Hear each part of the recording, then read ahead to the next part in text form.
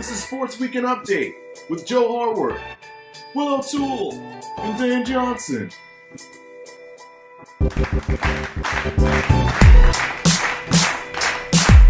Welcome to Sports Weekend Update. I'm Dan Johnson. And I'm Joe Harworth.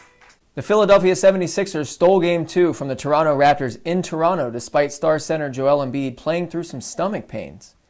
After the game, Embiid said, "If you've had the shits before, you would know how it feels."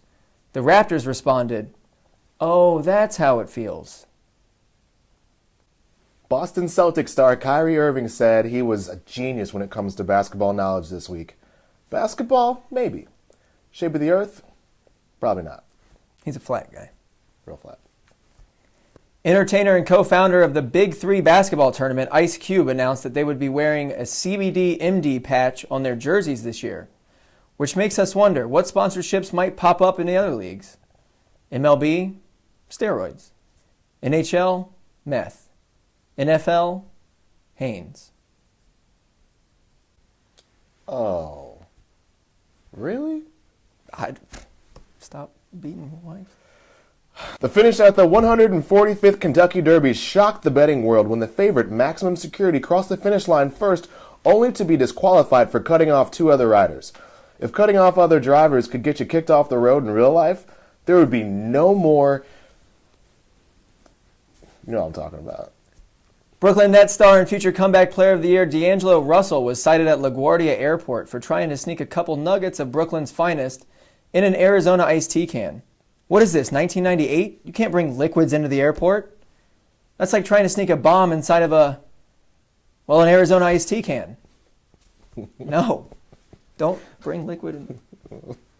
Near the end of an overtime loss to the Houston Rockets, Steph Curry let the world see why, as a young man, he decided to exclusively work on his three-point game. The Boston Red Sox have finally done it. They've officially banned Fortnite from the clubhouse until the team starts winning again.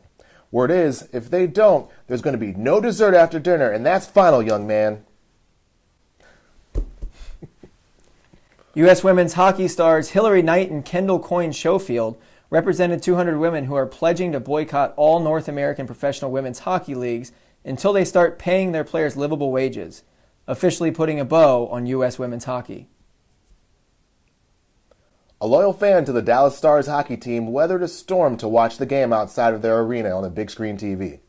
Out of appreciation, the Stars organization offered the man tickets to attend the next game. Stars, based on the fact that there are 3 big sports bars within a half mile of the stadium, and the fan chose to watch the game in the rain, I don't think he needs tickets.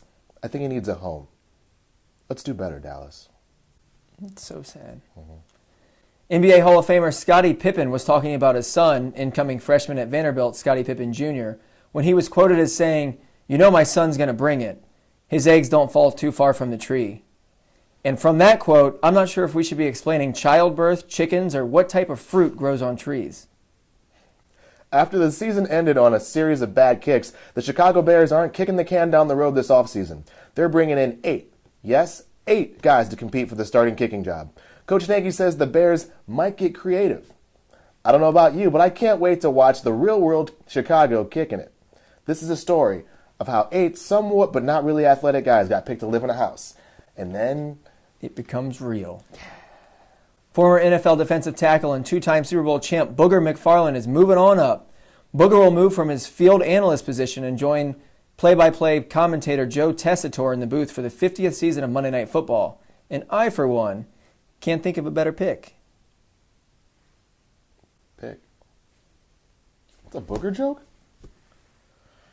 Undefeated boxing superstar Floyd Money Mayweather ran into a little bit of trouble at a Miami area jewelry store over the weekend.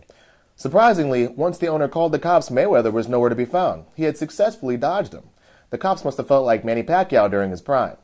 It doesn't matter, though. Either way, it would have been boring and probably gone to a judge's decision. Undefeated. In an unscheduled makeup day game in Kansas City, the Royals hosted the Tampa Bay Rays and about 46 other people who made it out to Kauffman Stadium, which leads the question, if a game is played and no one watches it, was the game even played? Coincidentally, if someone does a sports show and no one watches it, did that show even happen? For Sports Weekend Update, I'm Dan Johnson. and I'm Joe Harworth. Good night.